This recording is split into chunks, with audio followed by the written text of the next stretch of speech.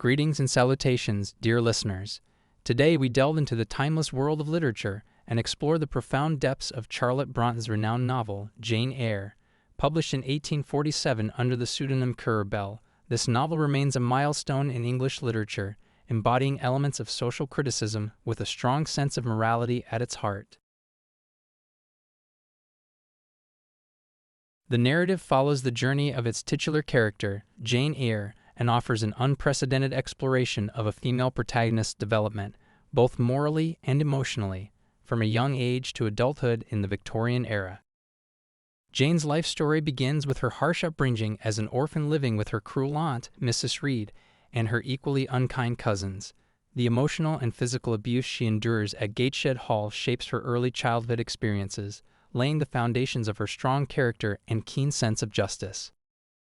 Jane's distress leads her to a moment of rebellion, which convinces Mrs. Reed to send her to Lowood School, a charity institution for orphaned and destitute girls. Though the conditions at Lowood are hardly better than at Gateshead, Jane manages to thrive, thanks in part to the friendship she forms with the kindly Helen Burns, a fellow student who teaches Jane lessons about patience, humility, and love.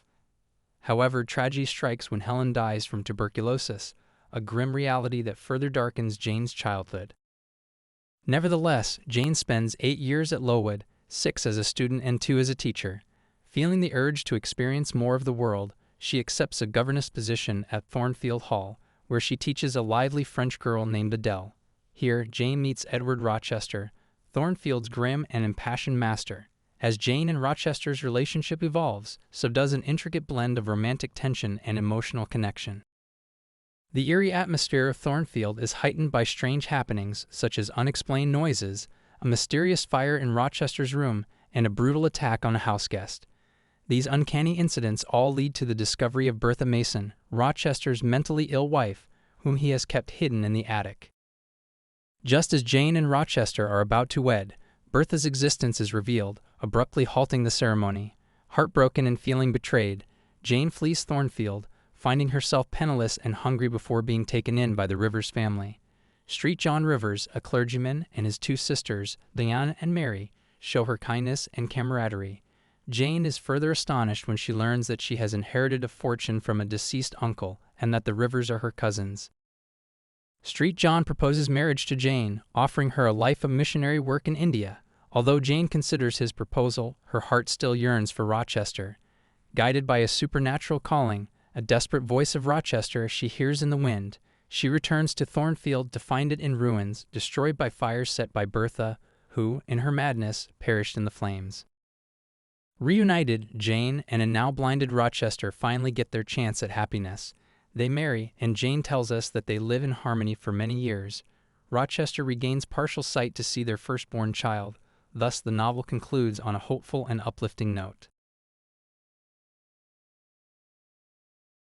Jane Eyre is more than a love story. It's a narrative of a woman's quest for selfhood and autonomy in a society that often limited women to domestic roles. Jane is a proto-feminist heroine who challenges societal norms, demanding equality and respect. She seeks love, but not at the cost of her self-respect and independence. Moreover, the novel delves into complex themes such as morality, religion, and the dichotomy between reason and passion. It is also a profound social critique that brings attention to the harsh conditions at charity schools, the treatment of mental illness, and the rigid class hierarchy of Victorian England. The novel is sprinkled with elements of the Gothic, adding a layer of suspense and eeriness to the plot. The character of Bertha Mason is particularly intriguing, often interpreted as the embodiment of Jane's suppressed passion and rage against the oppressive societal norms.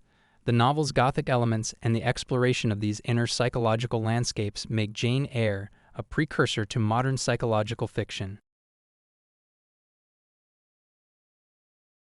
To conclude, Charlotte Brontë's Jane Eyre is a powerful narrative filled with themes of love, resilience, and the relentless pursuit of independence.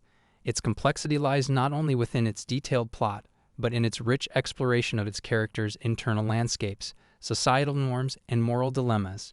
Jane Eyre continues to resonate today, offering endless possibilities for interpretation and reflection. It has been a pleasure guiding you through this literary journey. If you appreciate this detailed exploration of timeless classics and wish to delve deeper into the fascinating world of literature, please consider subscribing to this channel. Here, we shall continue to unravel the beauty of timeless narratives, revealing layers of human emotions and the complexity of our societies. Thank you for your time, and until we meet again in our next literary adventure, keep turning the pages and exploring the unbounded realms of your imagination.